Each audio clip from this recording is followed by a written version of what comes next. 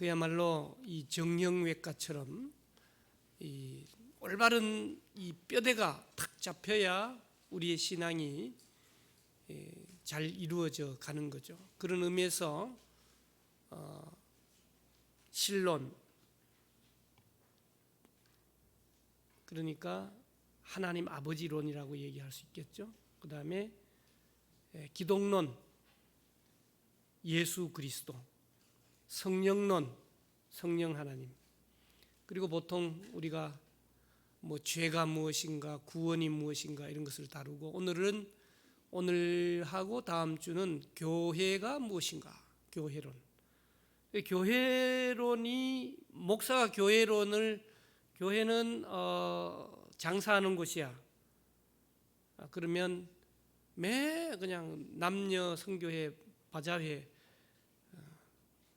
매번 바자회 하고 막, 물론 바자회도 하고 그것으로 선교도 하고 있을 수 있지만 교회론이 어떻느냐에 따라서 조금 다르다 그 말이죠. 그래서 목사에 따라서 좀 다를 수가 있고 또 교회에 따라서 좀 다를 수가 있습니다. 이제 여러분들이 나가보면 이단들, 사이비들도 교회라고, 천리교도 교회라고 이름을 쓰잖아요.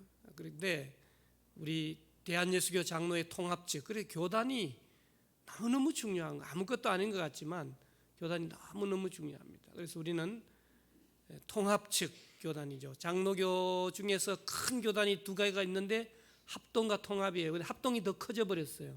더 커진 이유는 뭐냐? 자기네들은 어떻게 얘기할지 모르지만 좀 자격 미달되는 건 막 합치는 거야. 자격 미달이라고 하는 말이 뭐냐? 우리 헌법에도 보면 정통적인 신학 과정을 다 거쳐서 목사가 되는 그 과정을 그냥 소홀히 해가지고 그냥 교회 숫자만 늘리면 된다. 지금도 보면 제3의 교단이 된 어느 측은 엄청 끌어모아가지고 지금 2위를 넘보고 있는 상황이에요. 마치 사업하듯이 자기네들은 무슨 말을 하겠지만 잘 들여다보면 전통 있는 우리 통합측 교단이 얼마나 중요한지 몰라요. 우리 통합측은 진보에서 보수가 아주 그냥 스펙트럼이 너무 넓어요. 진보는 교회 안에, 우리 총회 안에 진보 그룹 중에는 기장측이 진보를 하는데 기장측보다 훨씬 더 나간 진보도 있고, 보수 측은, 보수라 그러면 고신이잖아요. 부산 고신대학교를 중심으로 하는 고신 측보다 더 극보수인 사람들이 있어요. 그러면 총회에서 모이면 머리 터지는 거예요. 막 자기 의견 얘기하다가 막 소새끼, 개새끼, 말새끼, 사람 새끼 다 나올 수도 있는, 그 치열한 논리적이든지 신학적이든지 논쟁이 벌어질 수 있는 것이죠. 그래서 우리는 모든 걸 다 쌓고 하나의 교단을 이루고 가고 있다라고 하는 사실을 자긍심을 가지고, 어느 교단처럼 아무 때나 막 모아가지고 커지면 된다, 이게 아니고 아주 정통적인 교단을 이루고 있다는 것을 기억하고 총회를 위해서 꼭 기도해 줘야 됩니다. 그러니까 총회 리더십이 잘 들어서고 또 총회를 잘 이끌어 나가는 것이 너무너무 중요한데 아무도 안 하려고 그래요. 이제 너무 골치 아프니까, 머리가 아프니까. 그러나 누군가는 총회를 이끌고 나가는 일들을 계속해야 되기 때문에 우리가 총회가를 막 우리 교회에서 불러보잖아요. 총대들보다 더 잘 부르는 교회가 서울숲교회인데 그 내용을 보면 너무너무 맞는 얘기잖아요. 그런 의미에서 총회를 위해서 더욱 많이 기도해 주시기를 부탁을 드립니다. 교회의 역사, 예수님 오신 이후에 교회의 역사가 2000년이 넘어가는데요, 정말 나라마다 민족마다 다양한 거예요. 근데 우리 교회도 그렇지만 교회라고 하는 교회가 얼마나 위기와 도전과 갈등과 교회 사람들 싸우면요 좀 왜 지저분할까? 우리 자신들이 죽을 수밖에 없는 죄인이잖아요. 그러니까 꾸정물도 한참 담아놓으면 더러운 거 밑에 깔아앉고 위에는 그래도 맑아 보이는데 그걸 휘휘 젓는 것 같다. 악밖에 남지 않고 죄인인 우리가 모여서 이 안에서 싸움질을 한다? 정말 자녀들이 그걸 보면 교회 안 다닌다니까. 그럼 싸움은 절대로 안 돼. 그래서 하나된 교회를 이루기 위해서는, 하나 되려고 하면 항상 부부지간도 마찬가지잖아요. 양보하고 이해하고, 결국은 뭐예요? 용서하고. 회개하니까 용서하는 게 아니고, 우리 언제 회개해서 용서 안 받았어요? 그러니까 한없는 은혜로, 하나님의 용서로 오늘 우리가 이 자리에 2000여 개. 얼마나 좋아요, 그렇죠? 안 좋아요? 저 한강이 보이는 뭐 카페에 앉아가지고 보면 좋을 것 같아요. 이렇게 정해진 시간에 나올 수 있다는 거 너무너무 감사하고, 여기 나오지 못할 정도로 사업이 잘 돌아가지고 돌아버리는 그런 사업가가 아니고 정직한 부자가 되시고, 또 직장생활 하는데 막 교회도 못 나올 정도로 막 바쁘게 돌아가는 그런 직장이 아니고, 오늘 우리가 이 자리에 앉아 있다라고 하는 것만 해도 너무너무 감사하다는 사실을 이미 다 아시겠지만 다시 한번 그렇게 고백할 수 있기를 주님의 이름으로 부탁을 드립니다. 그래서 그럼 한국 교회를 향하신 하나님의 뜻이 뭐냐? 뭐 요즘 AI가 나오고 뭐예요? 뭐 나도 듣지도 보지도 못한 GPT라 그런가 뭐라 그런가 뭐 정신없이 돌아가고 있잖아요. 그래서 앞으로 이제 뭐 설교도 준비할 필요 없어, 그냥 AR을 통해서 한다든지 하면은 뭐 이렇게 돌아가 버리는 그런 시대가 되어버리게 되는 것이죠. 그런데 이는 엄청난 도전 앞에서 우리가 해야 할 일이 뭐예요? 우리 코로나 시대에 유튜브로 온라인으로 다 중계했잖아요. 그래서 중소도시에 가면 일부러 이 코로나 끝나면서 아예 안 하는 거예요. 왜 안 하느냐? 집에서 앉아서 보시는 것을 하지 말고 교회로 나오시라는 거예요. 여러분, 사실 우리가 할 수 없이 했고 남의 교회 것을 유튜브를 통해서 보긴 하지만 예배는 예배다워야 예배인 거죠. 그러니까 이 교회에 출석하는 상황을 생각해봐요. 교회에 오려고 생각해봐요. 아침, 저녁 일찍 드시고 좀 뭔가 옷매무시를 만지고 준비해서 오시잖아요. 그 모든 출발 자체부터가 예배가 되는 것이죠. 그래서 정말 다변화의 시대 속에서 교회가 어떤 존재가 되어야 되는가, 오늘 내용은 여러분들에게 유인물로 나눠드렸는데 간단하게 살펴보기를 원합니다. 교회란 무엇인가요? 장로교 헌법책 정치 2장 7조에 보면 교회는 하나님이 만민 중에서 자기 백성을 택하여 그들로 무한하신 은혜와 지혜를 나타내신다. 이 무리가 하나님의 집, 오늘 본문 읽은 대로 그리스도의 몸, 성령의 전이다. 이 무리는 과거, 현재, 미래에 있는 성도들인데 이력을 가르쳐가지고 거룩한 공적인 모임, 공회, 곧 교회다. 그렇게 말씀하셨다는 거예요. 그러니까 눈에 확 띄는 얘기가 뭐냐? 교회란 뭐냐? 하나님께서 만민 중에서 자기 백성을 택하신 무리다. 할렐루야. 예, 옆에 분과 인사합시다. 그 무리에 속한 것을 축하합니다. 그 무리, 도적놈의 무리가 아니고 수많은 사람들 중에 하나님이 택하여 오늘 이 저녁에 우리를 불러주신 겁니다. 너무너무 감사한 거죠. 수요일 같은 거 뭐 교회 안 나와도 뭐 어때요, 그죠? 대답도 안 하시네. 안 돼! 뭐 이래야 되는데. 그러니까 제 구조를 보면 성도들이 모이는 장소를 지교회라 얘기한다. 그러면 서울숲교회, 성수동교회, 성수한양교회 뭐 이렇게.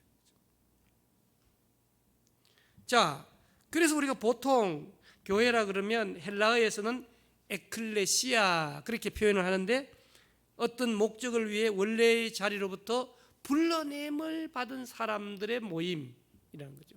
세상에 서울, 경기도 우리 수없이 넓은 이 대한민국 땅에서 서울숲 교회로 하나님이 불러줘서 모인 무리가 교회다라고 하는 사실이죠.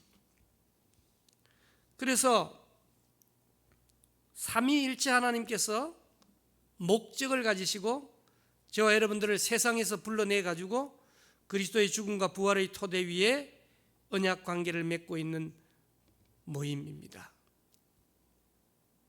근데 불러내서 모였다 이 말이에요. 불러내서 모인 이유가 뭐예요? 그 다음 목적은 뭐예요?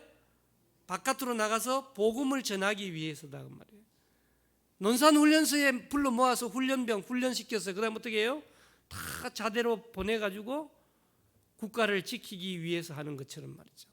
그러니까 불러냄을 받아서 모였지만 여기서 양육받고 훈련받고 교육받고 예배드리고 선교의 현장으로 또 나가게 되는 그런 모임을 우리에게 말씀해 주고 있죠. 그래서 교회는 두 번째 뭐라고요? 그리스도의 몸이다 그렇게 말합니다. 그러니까 예수 그리스도를 교회의 머리로 삼고, 그렇죠? 근데 보통 교회 중에서 개척을 하고 막 독재적으로 하고 막 크고 그러면 교회의 머리가 대가리가 누구예요?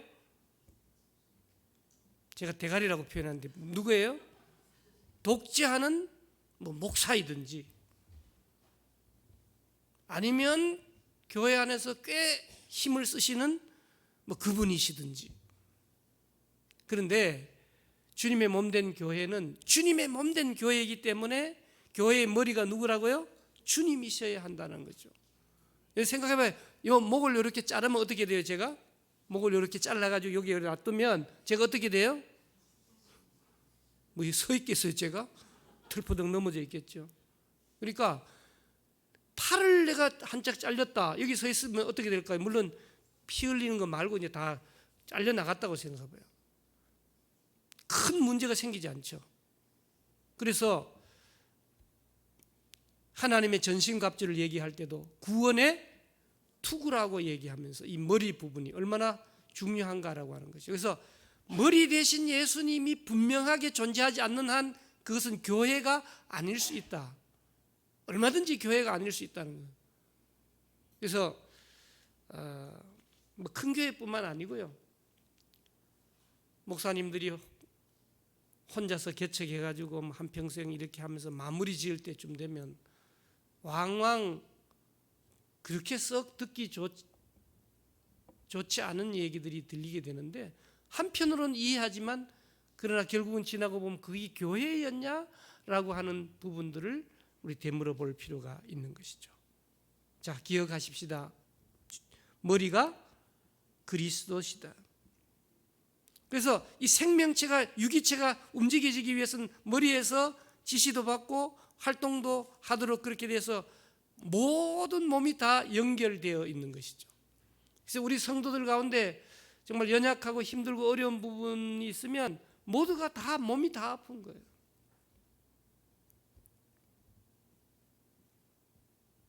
제가 안식년을 끝나고 오니까 장례식이 자주 나서 어떤 분이 기다렸다는 듯이 뭐 그렇게 말씀하시는데 장례식이 뭘 기다리겠어요. 하나님이 부르시면 가시는 건데 그래도 다행히 이렇게 찾아뵐 수 있고 하는 것이 너무너무 중요하죠. 제가 거듭 말씀드리지만 여러분들을 우리 교회에 보내놓으시고 시골에 계신 부모님들이 계시죠. 얼마나 감사한 일이에요. 이 교회를 섬기는 일들을 위해서. 그런데 그 부모님을 좀 살아계실 때 이렇게 만나 뵙고 인사도 드리고 그랬는데 꼭 돌아가신 다음에 찾아뵈니까 너무 참 마음이 아프죠. 여러분들의 자라나신 곳은 어디입니까? 정말 청소년 아동부 시절에 행복하게 지내던 교회가 어디입니까? 그러면서 지금 먹고 살기 위해서 서울에 모여서 아웅바둥하면서 신앙생활을 감당하고 있는 이 교회, 모교회에 대해서도 감사하고 이 교회에 대해서도 감사하고 여러분들을 주님의 몸된 교회로 불러주셨는데 우리 서로가 지체가 서로 연결돼서 다 연결돼 있다. 그러니까 미워하면 안 돼요. 함부로 여기도 안 되고 하나가 아프면 다 아프게 되어 있으니까요. 세 번째는요 성령의 전이다 그렇게 말씀하고 있는 것입니다. 그리스도가 교회의 머리시기 때문에 교회 안에 현존하신다는 거죠. 현존은 육체적인 현존이 아니라 영적인 현존이다. 그러니까 이 교회에 껍데기 건물이 있고 성도님들이 계신데 우리 서로 사이에 뭐가 없다? 성령이 없으면 교회가 아니다 그 말이죠. 네 번째, 그리스도의 신부다. 그리스도께서 남편으로 교회를 무조건 사랑하며 그리스도가 신랑이고 교회가 뭐라고요? 신부다. 그러니까 남편이 아내를 향해서 무조건 사랑하고 아내는 남편을 존경하고 성경에 보면 뭐 해야 돼요? 복종하라, 복종. 절대 복종이에요. 아내 된 분이 남편에게 복종하지 않고 막 연세가 드실수록 목소리가 크고 막 60대, 70대, 막 80대, 90대도 막 때린다고 그러는데 남편을 때리고 막 이렇게 하면 안 돼요. 그러니까 성경 안에서 신랑 신부 관계가 우리 주님께서 신랑이라면 교회는 뭐라고요? 신부다. 무조건 사랑한다. 무조건 사랑해 주는 것에 대해서 우리는 어떻게 반응해야 된다? 애정과 충성과 정결과 순결을 바쳐야 할 의무가 있는 거죠. 그 다음 또 하나는 교회가 뭐냐? 하나님의 가족이다. 그리스도 안에서 새로 태어난 사람들이잖아요. 새로운 피조물이 되신 분들이잖아요. 육체의 자녀였던 우리들이 그리스도를 통해서 하나님의 자녀로 입양되고 성령이 각 마음에 부어짐으로 하나님을 뭐라 부릅니까? 아버지라 부른다. 그래서 우리는 성찬식을 할 때 김씨, 이씨, 박씨 다 모였지만 형제요 자매라는 것을 분명히 하는 거예요. 오늘 찬양대도 마찬가지고 수요기도에 나온 저와 여러분들이 형제요 자매인 것을 분명히 확인할 수 있기를 주님의 이름으로 축복합니다. 그러니까 신분적 특권을 일깨워주는 동시에 가족 관계의 동등성을 말하는 거죠. 그래서 성경에 보면 유대인이나 헬라인이나 그 말은 뭔 말이요? 인종이죠. 남자나 여자나 성별이죠. 주인이나 종이나 신분 계층이죠. 차별이 있다 없다? 없다. 그래서 저 어디에 전라도 거기 그 교회 가보면 종이 먼저 장로님이 되시고 뭐 그거 있잖아요. 기역자 교회인지 뭐 하여튼 그 얼마나 귀한 이 한국에 내려오는 기독교 역사가 있는지 우리는 알 수 없습니다. 오늘 저와 여러분들은 하나님의 가족이라는 정의로 자녀를 살피고 형제를 살피고 하늘 아버지에 대한 절대적인 신뢰를 갖는 것이 너무 중요하죠. 그러면 교회의 기초가 뭐냐? 교회의 궁극적인 기초는 예수 그리스도다. 말할 필요가 없죠. 사도들과 선지자들의 터 위에 세워졌지만 사도들의 말씀은 예수 그리스도에 대한 증언이고 선지자들의 말씀은 메시아이신 예수 그리스도에 성취된다는 의미에서 교회의 기초는 역시 예수 그리스도다. 그래서 예수 그리스도가 교회의 기초라는 사실, 대단히 중요한 의미를 갖고 있다라고 하는 것이죠. 그러면 첫 번째, 교회는 예수 그리스도에 의해 기초가 확고하기에 그 외에 인종, 민족, 국가, 이념 그 어떤 것에 준거 기반을 갖지 않는다는 거예요. 교회는 오직 어디에 속해 있는 겁니까?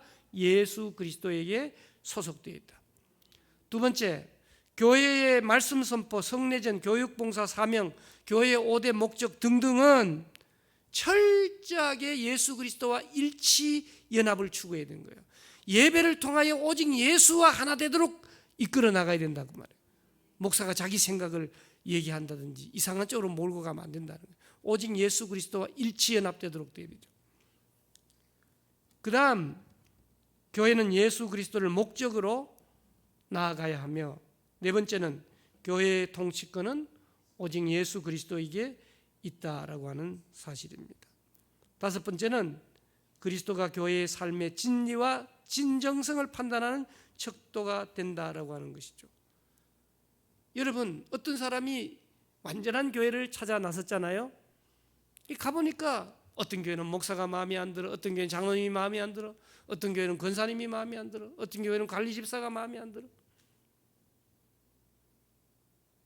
엄청 선보듯이 찾아다녔잖아요. 그래 어떤 목사님이 그렇게 얘기했죠. 너같이 부족한 인간이 들어가는 순간에, 완벽한 교회였다 할지라도 너가 들어가는 순간에 불완전한 교회다. 이 세상에 완벽한 교회는 없다. 죄인이 모였는데 무슨 완벽하겠습니까? 그러나 교회가 지향하며 추구해야 할 참모습은 오직 예수 그리스도의 선한 모습을 닮아가는 것이죠. 그리고 교회는 소망이 분명해야 됩니다. 다시 오실 예수 그리스도를 소망하면서, 오늘 우리가 뭐예요? 예수님이 성탄절에 이 땅에 오신 초림에서부터 다시 오실 재림까지를 좀 넓게 얘기하면 말세라 그러는데, 그 말세지만을 우리가 살아나가고 있다라고 하는 것이죠. 그러므로 오늘 우리는 종말론적인 삶의 공동체가 되어야 된다는 거예요. 10년, 20년, 70주년, 80주년, 90주년, 100주년 계획은 하지만 오늘이 마지막인 것처럼, 오늘 수요 기도회를 드리고 집에 가서 샤워하고 누우면 하늘나라 가는 것처럼 자는 거예요. 그리고 내일 아침에 안 죽고 깨있으면 새벽기도 쫓아나오고, 새벽기도 못 나오시는 분 또 큐티로 시작을 하고, 또 그날이 마지막 날인 것처럼 종말론적으로 살아나가는 것이지. 여러분, 지금 미국에서도 너무너무 비 안 오는 곳인데도 비가 너무 많이 와서 하고, 정말 세상이 지금 난립니다. 앞으로 어떻게 변할지 장담할 수 없는 그런 시대를 우리가 살아나가고 있는데, 그저 마음 편하게 그냥 천년만년 살 것처럼 생각하지 마시고 종말론적인 공동체로 두려워하지 않고, 고난을 두려워하지 않고 미래를 향해 주님과 나아가는 저와 여러분들이 되시기를 주님의 이름으로 축복합니다. 그러면 참 교회의 특징은 뭡니까? 니케아 신조가 있었는데 그 교회의 네 가지 표지로 발전시켰죠. 거기 보면 첫째는 하나의 교회다. 하나의 교회. 영락교회, 세문안교회, 서울숲교회 있지만 연합으로 보면 거룩한 공교회가 돼서 하나의 교회가 되어야 되는 거예요. 특별히 대한민국의 사람들처럼 자기 교회 위주로, 교회가 좀 크면 마치 어떤 대기업에 다니는 것처럼 폼 잡고 의시되고, 두세 사람이 모이는 개척교회면 쪼그라들어가지고 눈치 보고, 목사들도 마찬가지. 그러나 교회는 하나의 교회다라고 하는 사실, 특별히 또 교단을 중심으로 대단히 중요합니다. 두 번째는 거룩한 교회요.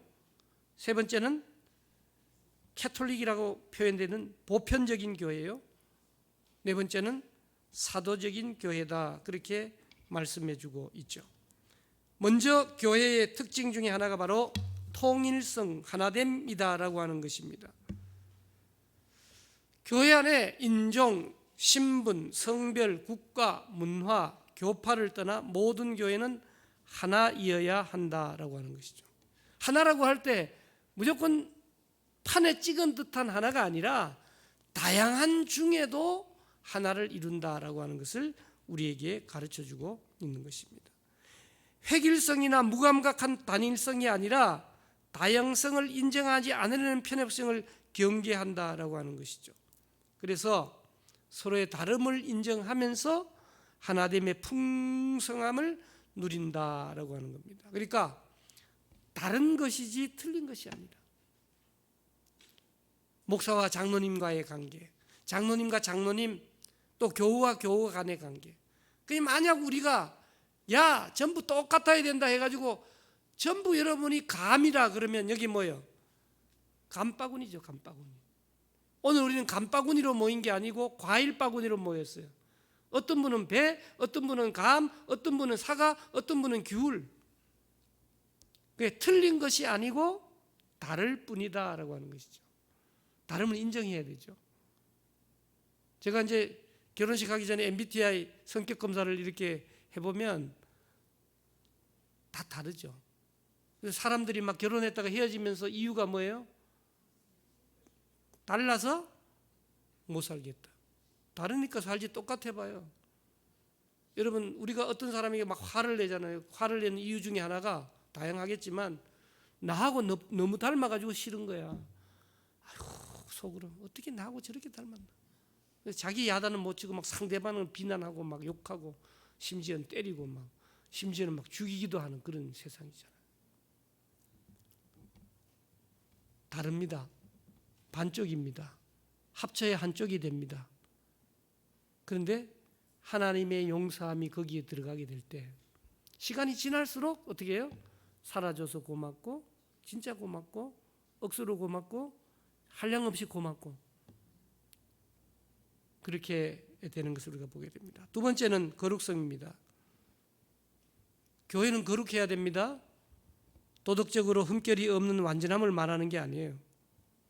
더럽고 추한 사람들이지만 반드시 용서함을 경험해야 된다는 거예요. 예수 그리스도의 십자가의 죽으심과 부활로 말미암아 내가 아직 죄인 되었을 때, 내가 연약할 때, 심지어 내가 하나님과 원수 되었을 때 나를 구원해 주신 그 은혜를 경험한 사람들이 모여야 된다라고 하는 사실이죠.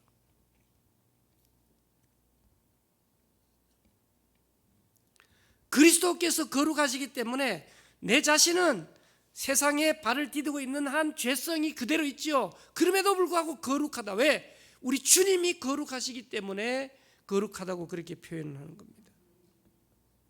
그래서 교회는 거룩하며 거룩해야 된다라고 하는 이중적 현실 앞에 놓여 있다라고 하는 것이죠. 그래서 우리가 거룩하기 위해서 몸부림치면서 시작하는 게 뭐예요? 큐티로 아침을 시작하고 그렇게 살려고 노력하고 삶에 적용하려고 노력하고 그렇게 하는 거 아니겠어요? 세 번째, 보편성입니다. 그러니까 캐톨릭이라고 이렇게 표현하는 이 보편성은 모든 곳에서 모든 사람에게 해당된다는 뜻이죠. 그러니까 모든 곳에서 모두에게 믿어지는 어떤 것. 교회가 보편적 교회라는 것은 정통 신앙을 고백하는 교회를 말하고 있는 겁니다. 교회의 보편성의 근거 역시 어디에 있느냐? 예수 그리스도에게 있는 것이죠. 그래서 교회는 만민을 위한 보편적 교회이기 때문에 어떤 특수한 상황에서 소외되고 배제된 자들을 찾아갑니다. 그래서 사도 바울은 복음의 보편성을 위해 복음에서 배제된 이방인을 향해 나아가고 중심에 있는 사람들뿐만 아니라 소외된 사람들, 병든 사람들, 가난한 사람들, 생태계를 통해서 위기에 처해 신음하는 피조물 등 교회의 보편적 관심의 대상이 된다라고 하는 사실입니다. 그러니까 계속되는 말씀이에요. 교회는 주님을 머리로 삼으니까 또 보편적일 수밖에 없다라고 하는 것이죠. 그 다음 교회는 사도성이 강조되고 있다라고 하는 겁니다. 사도들에게서 시작된 사역에 그 사도직이 계승되어서 이어진다는 뜻이죠. 초대교회 사도들에 의해서 교회를 다스리는 특별한 권위가 있었죠. 사도들은 예수님의 부활을 증언을 통해 택감을 받은 자들로 하나님의 자녀를 세우도록 보냄을 받았다라고 하는 사실이죠. 그러기에 교회의 선포와 가르침이 부활하신 그리스도의 목격자인 사도들의 증언에 기초할 때 사도적 교회라 그렇게 말씀하고 있는 것이죠. 사도적 교회의 핵심은 역사적 전통이나 인적 계승 여부가 아니라 교회가 사도들의 뒤를 따르는 삶을 사느냐라고 하는 것이죠. 사도 바울은 자신의 사도성을 자신의 약함, 상처의 흔적, 그리스도를 위해 받은 고난으로 변증하고 있는 것이죠. 그래서 오늘 교회의 사도성은 하나님 나라를 증언하며 세상을 위해 봉사하는 과정에서 받는 고난을 기쁨으로 감당하고 있는 것입니다. 그러면 다시 교회는 제도입니까? 사람입니까? 물어보는 거죠. 첫째는 성도의 공동체로서 교회입니다. 교회는 눈에 보이는 제도가 아니라 성도들의 모임입니다. 하나님의 백성, 성도들의 사귐입니다. 그래서 장로교의 창설자 깔뱅은 교회를 성도들의 교통, 선택된 자들의 공동체로 규정하고 있는 것이죠. 그래서 신약 성경에도 보면 성도의 공동체라는 말은 없지만 신약 성경의 교회는 주 예수 그리스도와 사귐, 성령의 친교라는 말을 하고 있는 것이죠. 그러니까 성삼위 하나님과의 친교는 자연히 신자들 사이의 친교를 이룰 수밖에 없는 것이죠. 하나님과 교제함으로 하나님과 교제하는 각각이 또 성도들 간의 교제를 할 수밖에 없는 것이죠. 그리스도와 공동체 사이를 중재하는 특별한 제도나 사람은 없다라고 하는 거예요. 그리스도와 공동체 사이를 중재하는 특별한 교직이나 제도가 없다는 말은 뭐예요?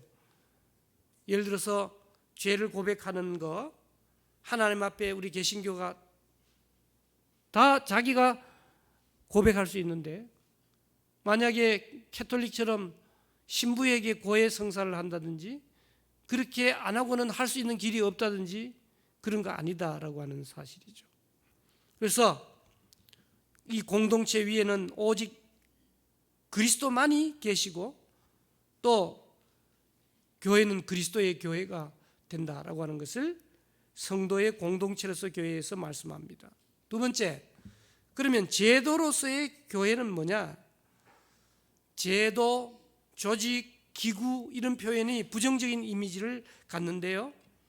너무 전통에 집착하고 있는 것이 아니냐 그런 생각을 하게 되죠. 성도들의 사귐, 교제로서의 교회는 좋은 것이지만 제도 자체적으로 교회는 부정적인 인상을 주는 것이 사실입니다. 제도라는 게 뭐예요? 사회적 규약의 체계. 그래서 오늘 현실 우리 교회들도 이런 제도적 특징을 갖고 있는 것이죠. 교회가 예수 그리스도 위에 세워졌지만 현실 교회도 일종의 목적이나 기능을 위한 조직을 갖고 있는 것이죠.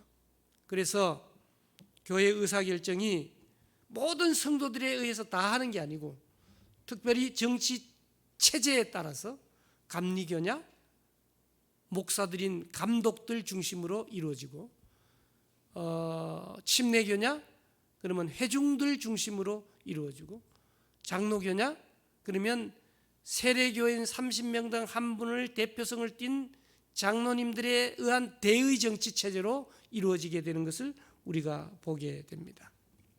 그러면 제도로서의 교회의 정당성은 어떻게 가질 것이냐? 교회라고 하는 것은 예수님을 구주로 고백하는 사람들의 예배, 교육, 교제, 봉사, 선교하는 공동체이죠. 따라서 예수님의 삶에서 또 자신들의 삶이 그리스도에게 기초를 두고 신뢰성 있게 증거될 때 그 제도로서의 존립의 정당성을 갖게 되는 것이죠. 그러니까 영적인 자유 속에서 자발성으로 섬기고 봉사를 가능케 하는 기반으로 운영될 때 교회의 제도가 정당성을 부여받을 수 있다라고 하는 것이죠. 그러니까 교회가 유지되는 목적은 교회 자체가 아닌 예수 그리스도의 사역, 하나님 나라를 확장시키기 위해서 존재한다라고 했으니 교회가 하나의 제도로 존재하는 목적도 여기에 존재한다라고 하는 사실이죠. 그러면 교회 안의 직분자에 대해서는 어떻게 말씀하고 있습니까? 교회의 머리가 되시고 우주의 통치자가 되신 그리스도는 세속 위정자들에게 교회까지 다스리라고 직분을 주신 적이 없다고 말이죠. 그러므로 교회의 섬김은 철저하게 위정자들과 구별된 교회의 직분자들에게 위임되어졌다라는 거예요. 그래서 깔병은 교회의 직분자들의 가장 중요한 임무는 말씀과 성례와 권징이었다는 것이죠.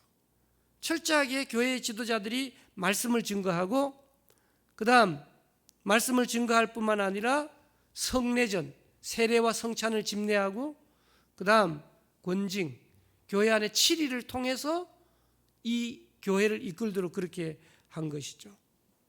그래서 그는 제도로서의 교회를 직분자의 조직으로 보았고, 직분은 4가지가 있었죠. 깔뱅이에 하면 교직자, 목사죠, 교사, 그리고 장로님, 집사님이었다라고 하는 겁니다. 그래서 종교 개혁자들에게 참 교회의 표지는 이 말씀과 성찬, 대단히 중요한 것이었죠. 그리고 교사는 진리의 말씀을 가르치는 자들, 장로님은 교역자와 함께 치리와 건징을 행사하는 자들, 그리고 마지막 집사님들은 가난한 자를 돌보는 분들이었습니다. 교회 제도에서 교직자는 중심적 위치를 차지하면서 이 직은 주님께로부터 오는 고유한 권한에서부터 출발이 되는 것이죠. 그리고 공동체에 위임되는 거예요.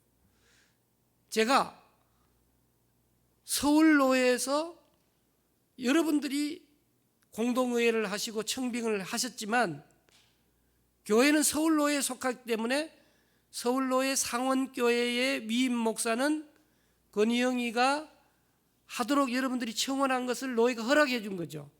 그래서 위임 목사가 된 것이죠. 이와 같이 그의 건의는 교회의 주니신 그리스도에게 복종하며 건전한 교리를 전파하며 성도들을 위해 기도하고 신방하고 온전히 섬겨질 때 그 건의가 존중되어진다라고 하는 사실이죠.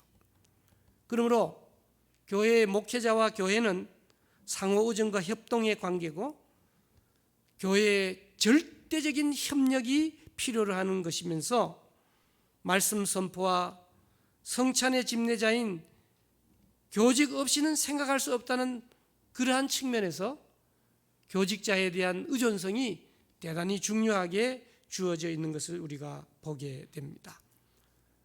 오늘 첫째 시간에 교회에 대해서 잠깐 생각해 보았습니다. 큰 제목만 보시면 여러분 앞부분으로 넘기셔서, 교회는 한마디로 에클레시아, 불러냄을 받아서 모인 무리, 특별하게 불러냄을 받아서 모인 무리고, 모인 목적은 다시금 세상을 향해 나가서 하나님의 나라를 건설하는 거죠. 그리고 그리스도의 몸이라 그랬습니다. 성령의 전이라 그랬습니다. 그리스도의 신부라 그랬습니다. 그러니까 성령의 전이면 내 몸을 어떻게 해야 되냐? 담배 피우고 아무거나 막 먹고 밤에 아무거나 막 먹고 이렇게 몸을 아프게 하면 안 되겠죠. 성령의 전이니까. 그리스도의 신부답게 잘 치장하고 그래야 되겠죠. 하나님의 가족. 그러면 교회의 기초는 예수 그리스도다. 참교회의 특징은 넘기셔서 하나 되어야 된다. 바울파, 아볼로파 그러면 안 되고 하나 되어야 되는 거예요. 그래서 큰 집회인 대예배와 소그룹인 순, 또 남녀 성교회를 통하여 양 날개로 날아야 되지만 결국은 하나여야 되는 것. 두 번째, 거룩성이죠. 도덕질 흠결이 없다는 얘기 아니에요. 우리 다 죄인이에요, 지금도. 그러나 예수 그리스도께서 죄 없으신 거룩함으로 우리를 받아주셨기 때문에 거룩성을 유지하려고 해야 되죠. 세 번째는 보편적이어야 한다라고 하는 것이고, 네 번째는 이 사도성, 대단히 중요한 의미입니다. 그러면 교회는 제도인가 사람인가? 성도들이 모인 공동체이기도 하면서 제도로서의 교회를 얘기하면서 교회 안에 이 성직, 우리 교단으로 말하면 이제 항존직, 또 목사, 또 장로님, 안수집사님, 안수건사님, 옛날에는 서리집사 그랬는데 이제는 안수건사님, 안수집사님, 안수건사님, 그러고 그냥 집사님, 이렇게 이제 헌법이 개정돼서 이런 교직자들을 통하여, 직분자들을 통하여 주님의 몸된 교회가 하나님의 영광을 위해 나간다라고 하는 사실을 기억하면서 우리 서로가 기도하면서 하나 되고 거룩하고 보편적인 사도적인 교회를 잘 하나님 나라가 오실 때까지 이어나가는 저와 여러분들이 되시기를 주님의 이름으로 축복합니다. 살아계신 하나님 감사합니다. 교회의 본질을 우리에게 말씀해 주셨습니다. 어려운 점도 있지만 우리가 잘 이해할 수 있게 도와주시고 또 주님의 몸된 교회답게 승리하는 우리 모두 되게 도와주시옵소서. 예수님의 이름으로 기도드리옵나이다. 아멘.